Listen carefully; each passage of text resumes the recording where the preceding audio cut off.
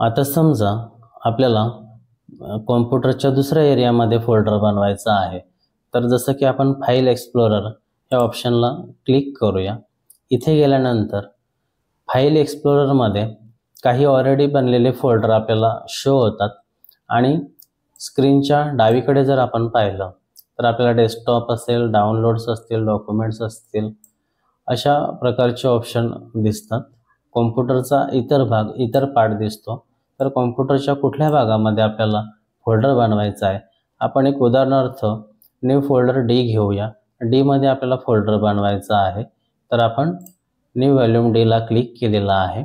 Click केल्यानंतर आपल्याला दिसतं की त्या ठिकाणी ऑलरेडी काही बनलेले फोल्डर आहेत।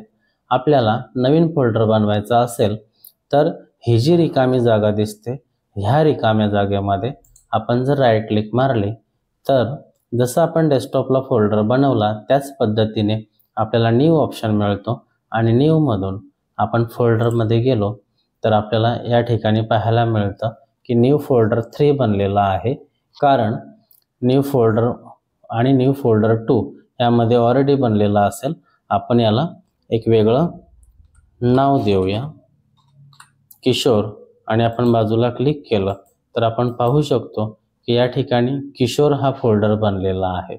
दुसरं की एखादा फोल्डर ऑलरेडी बनलेला असेल तर त्या फोल्डरमध्ये आणखी एखादा फोल्डर कसा बनवता येतो, जसं की इथे आपण पाहू शकतो की हा फोल्डर भूषण नावाने बनलेला आहे।